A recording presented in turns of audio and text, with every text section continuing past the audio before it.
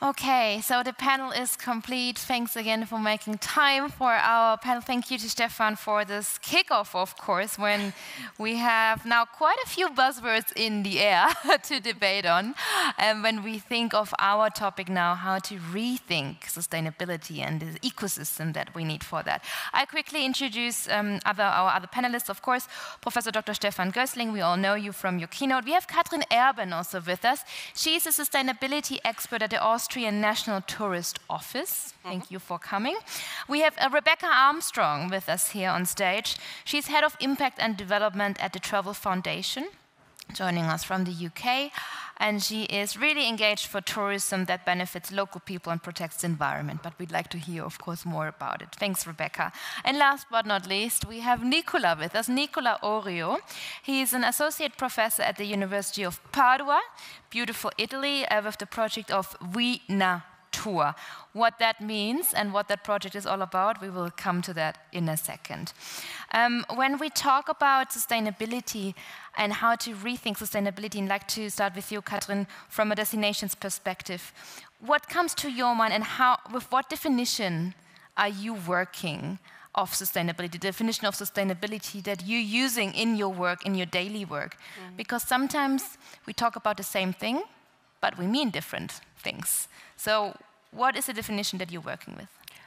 Well, it's certainly a tricky one. And after Stefan's presentation, actually, I would even say it's tricky to describe tourism and what you expect from tourism also in the future. And I think it's the rather same thing with sustainability. So there is the one thing that comes to your mind, and very often it's an ecological perspective. Then we had a stronger focus on resident sentiment, on the social perspective, the economic welfare, regional production, and so on. But in the end, and that's what I truly believe in, it's the harmony of all those dimensions. It should work out together. And if it works out together, we don't need the word sustainability anymore. And I think that's also something good, because that's something that many people cannot hear anymore. So really thinking about, again, what's there behind, how that contributes, and also what is the positive effect of tourism is actually shaping sustainability, because sustainability in the end makes a destination, a stakeholder, whoever, future-proof. And that's what I still hope for, that there is a future of tourism anyhow. Rebecca, I'd like to forward this question also to you, coming from the Travel Foundation that I mentioned, for tourism that benefits local people and protects the environment, already the connection between the social dimension and the ecological dimension. But how do you do it? And what's your approach in that? For us, we've been working for over 20 years as a non-profit in the sustainable tourism space, and I think what's become very clear to us is there are two key challenges, really significant challenges that we face, and the first of those is climate change, as Stefan has talked about so clearly. The industry's contribution to climate change, but also the impacts of climate change on tourism and the risks of inaction if we don't address those impacts. And also the second area that we're very focused on, as you've referenced already, is that question of who benefits from tourism. So taking an equitable approach to tourism development. It's not just about value, it's not just about volume, it's about where those people go, where they spend their money, how that value is distributed, and who benefits and in what way. And obviously those two things can be very interconnected too. If you think about climate justice, those issues around destinations that don't contribute very much to climate change themselves, but are significantly impacted by it, and yet are highly dependent on tourism. So all those things together, looking at the system, as Stefan's already referenced, I think looking at those systemic challenges and how we address those from the point of view of climate and equity is very much our approach. We don't have all the answers yet. Yeah, but when we talk about systemic challenges, I'd like to stay here for a moment, because when we need to change systemic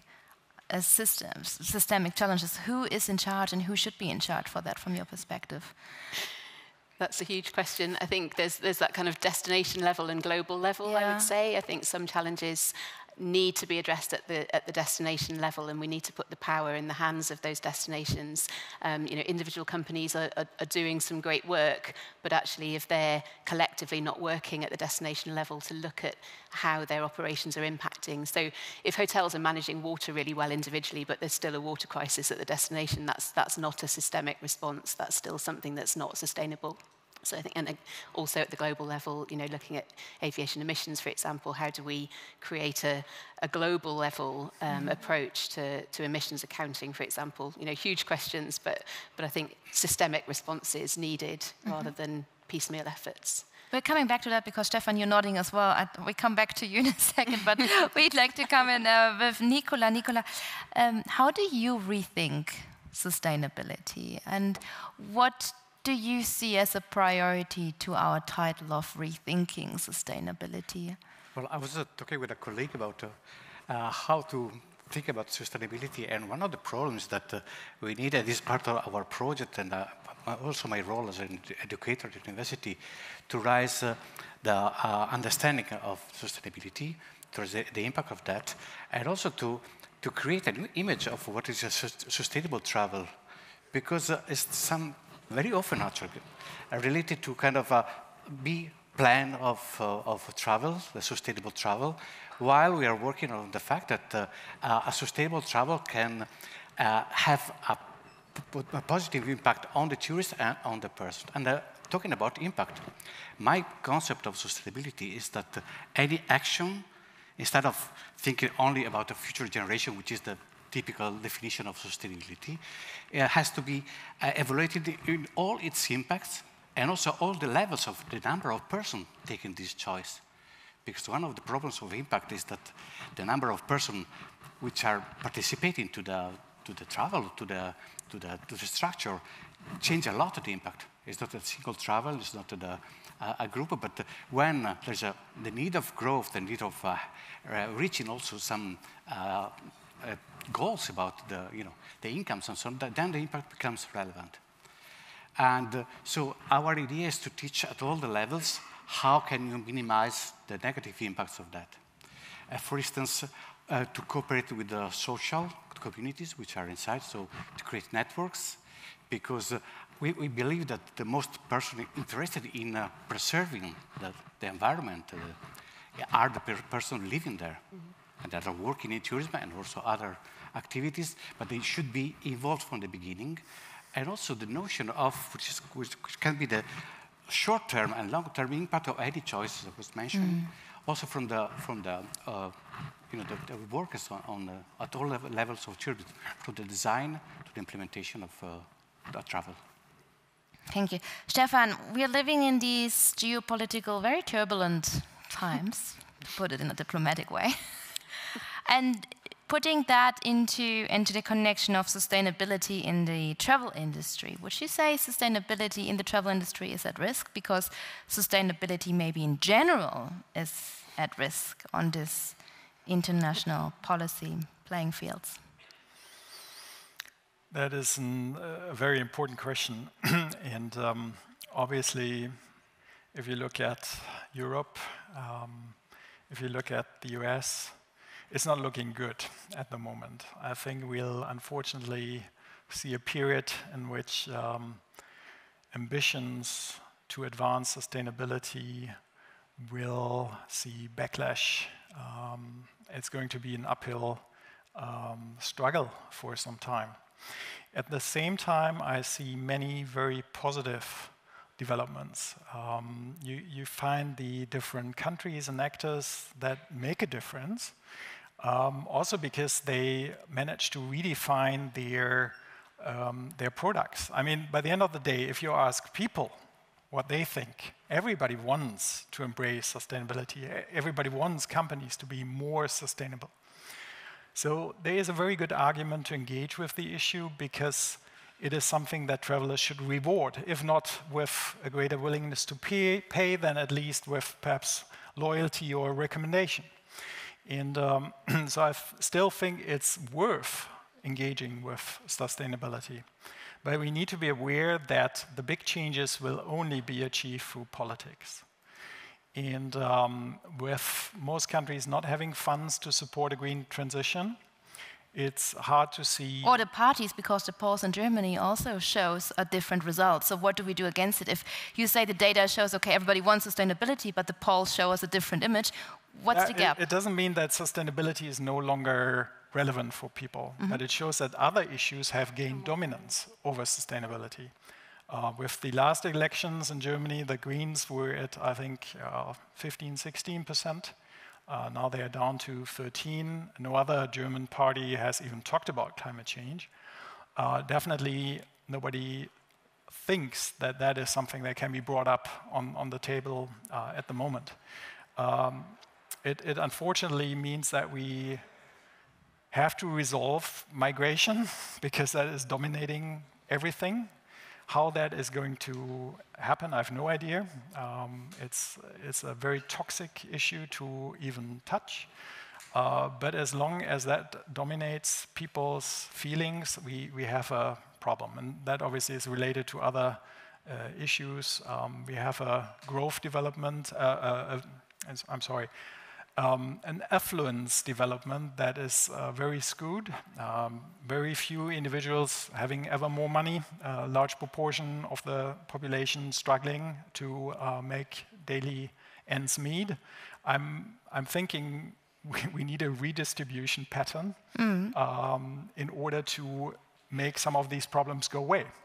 But how likely that is with the billionaires now controlling the global media, for example, that is an open question. I mean, looking to Austria, there are also some political storms around. But how to bring more sustainability on the agenda, not just on the agenda of everyone, but also on the political agenda, to rethink sustainability, really push it forward. From your perspective, what would help, or what is currently needed also from the tourism board? Well, I do believe that it's, of course, essential to have a relevant framework coming from a political system to make sustainability efforts work. Nonetheless, or at least from my experience also within Austria, to working together with the different destinations within the country, it is a combination of top-down and bottom-up. So if we just wait until the top-down, the infrastructural framework is perfect, we are not going to move, at least not fast in enough. the time frame of your graphics as well. But it's the combination, and there are so many good ideas, there are so many innovative projects happening.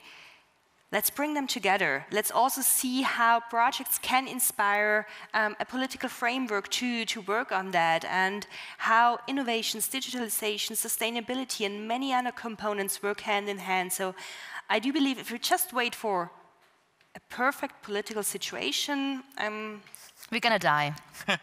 well, we're going to die anyhow at some point. But, sorry, I didn't put that into your words, but I mean, yeah. We would probably die more unhappy, let's say it that way. Yeah. The power of collaboration, Rebecca, I come to you in a second, but I bring in Nicola here because the project We Natur is a European project, and I'd like to use that opportunity to come to you. Funded by Erasmus Plus program, and it's aiming the training of new professionals for sustainable tourism and exploring emerging markets, so different dimensions. One side, emerging markets, but also bringing in new professionals. Tell us more about the project and also how it comes in when we have to rethink sustainability and when we have to bring in more speed into the whole process. The idea of the project started right after the pandemic, so it was kind of we think about the need to relaunch of the tourism, but it was not true. It was because the tourism by itself started. But the core idea of the project to train new professionals in this particular area to grow the knowledge of the relevance of this topic was the central one. And we focus on two particular targets: welfare, company welfare, and wellness in nature, which are niche markets actually. And there is always the problem that you mentioned, in the growth of the market means it will not be sustainable anymore. So probably will stay niche markets, but it's kind of a starting point to raise the idea of what is relevant, which is the importance of that, and to start thinking about creating new experience with sustainability as the first goal in mind. That means, as I mentioned before, cooperation with the locals, and clearly respect for nature and so on, and also responsible travel. So this is the idea of creating, starting from either professionals that wanted to reposition in the market, or students that have universities or other high educational corporates, and to provide this particular experience, because we saw that at the moment it is covered, but it's not central for many of the degrees at universities.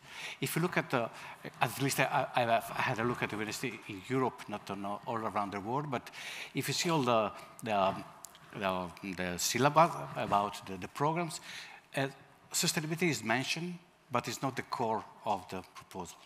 And probably we need some courses which are focusing on that, because this new professionality can help develop the individual destination to have their idea of sustainability. Not that we hear a lot about the greenwashing and so on, fake sustainable approaches, but probably it's also because we don't have professionals with a complete knowledge about that. So our goal is to create these professionals.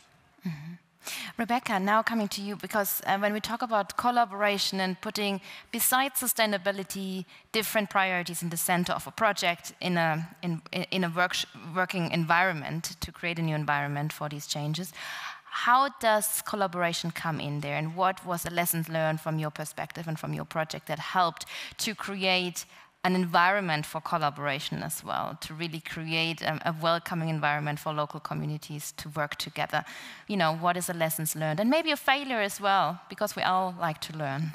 Sure, I think it all connects back to the question about, is sustainability at risk as well? It's about finding a common language and a shared agenda around what destinations and what industry partners all want to see, which is thriving places, a healthy environment, happy communities that benefit from tourism.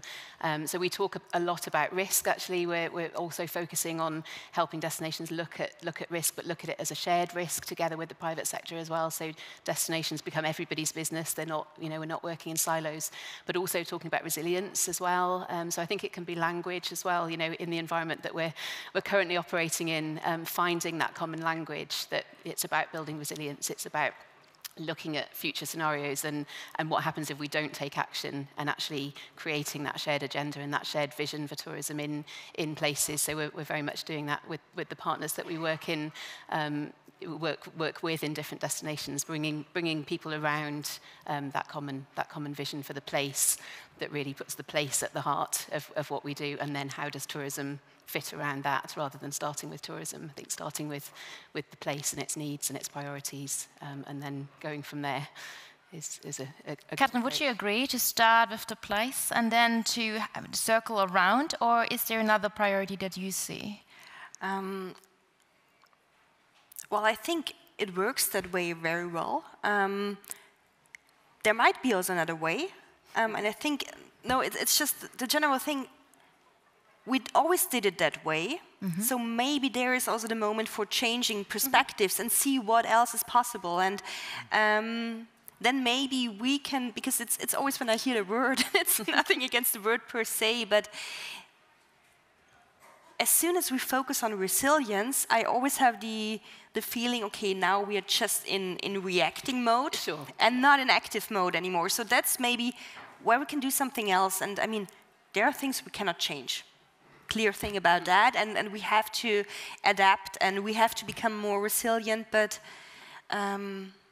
yeah, maybe there's even more that we can do. Okay, then I have a question, because I stalked you all on LinkedIn. And you wrote, yes, it's my hobby. Sustainability is more than a buzzword. It's a vision for the future driven by courageous pioneers. That's what you wrote ahead of our panel. And I wondered, when we talk about resilience, shall we also talk more about courage? And then the question came to my mind, do we even have the ecosystem for courageous pioneers when it comes to sustainable solutions? Yes, we do. Short answer, longer answer. It's courage that is happening in each and every project out there, because every time you change something that you were used to, you're showing that you have courage, and then you're already starting with one small piece or one small step towards another direction. And we are living, and I totally believe that, in a society that tells you, we always used to do it that way, it will be all right. But change is necessary, and change is all over the place. We are in a phase of transformation. And if we have the courage to actively participate, we might be able to have a change in a positive way and not just a vicious circle that is tearing us down. Stefan, would you agree that we need more tourist mood, more courage, also for destinations in the travel industry to create a rather sustainable ecosystem and a flourishing ecosystem for courageous, sustainable solutions? Psychologically speaking, the one thing that humans really dislike is change. At the same time, we are a supremely adaptable species. And that means when change is coming, we will find ways to deal with it. But we don't want it to start with. And I think it's worth looking into those countries where change has been achieved through often politics. I want to mention Turkey here. Turkey introduced mandatory eco-certification for all of its hotels, 24,000. And they all have to go through it. It's mandated. And I'm sure that by the end of this process, you will have a hard time finding businesses opposed because they all have learned how to save money, to preserve resources. And also learning about your business is usually an opportunity and welcomed by managers. So that is one example where this would work. Take another example, completely different. Norway is now the first country in the world that does no longer have combustion engine-based cars. They are essentially, the new car registrations are now essentially 100% electric. It shows an example from Germany as well, please. Yeah. Because it's always Nordisch. Sorry to say. I'm not going to mention Deutsche Bahn. Because rail travel is, on the fastest growing categories, as I learned earlier. So is this giving us a little bit hope in Germany? Yes and no. I'm German, so I'm entitled to a rather negative opinion. I tried. It's hard to see that at the moment. Okay. And again, German railways is an example of how transport... let's not go into that. No, you wanted to have an example. There's other people with more examples, I think. Well, if you wanted to say something positive, then we have to be aware that the last government, through the Green Party, whether you like them or not, but there's never been as much change in terms of changing an energy system at the national level as has been in the past 2.5 years.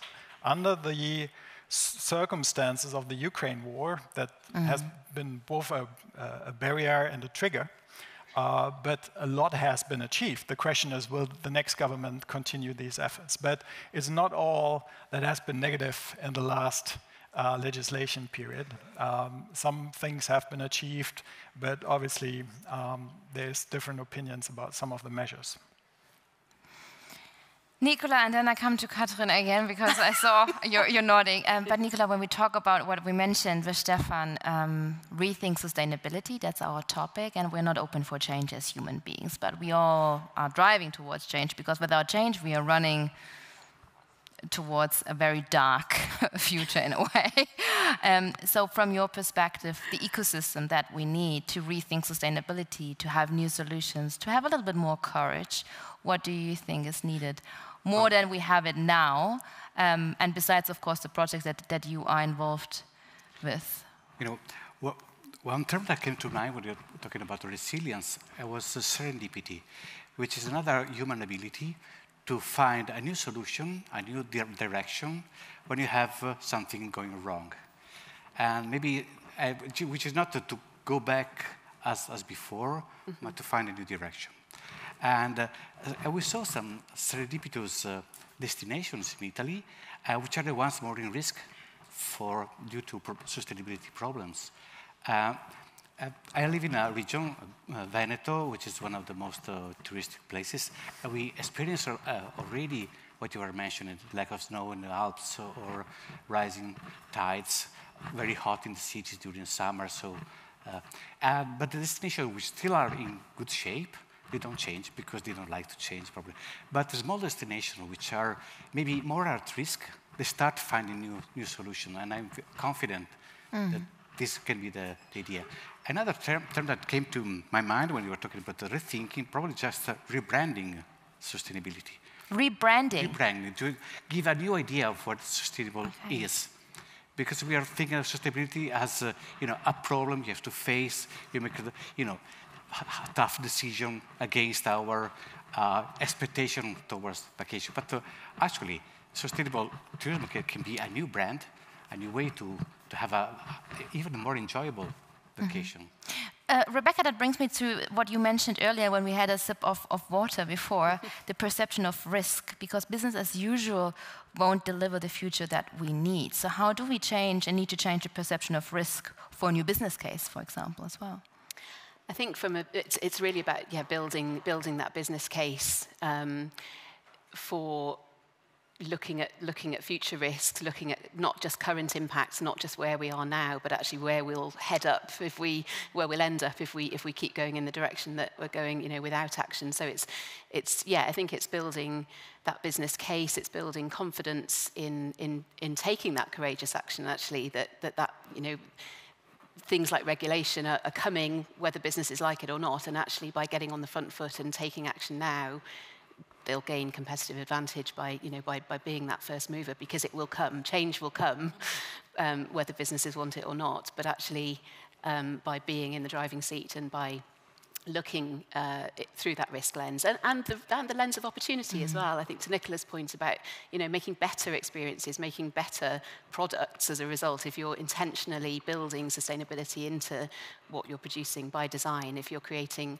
better itineraries, better experiences, those are all things we're working on with partners in Scotland right now, for example, looking at every part of itineraries that their tour operator partners are working on. Actually, how can we just make it better so people aren't buying a sustainable holiday, they're buying a great trip that does well by the communities, is lower carbon, is a better impact for local people.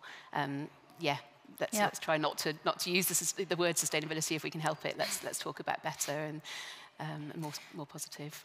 I cannot leave this panel undone without mentioning artificial intelligence.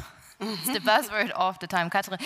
So you've got another 10 seconds now for the last question, when we combine a little bit of everything, what you mentioned, Rebecca, this rebranding of sustainability, this new ecosystem that we need, more courage, more resilience.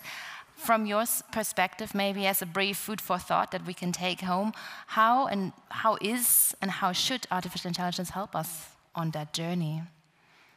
Give me 10 seconds for that. There are people working on that for a lifetime.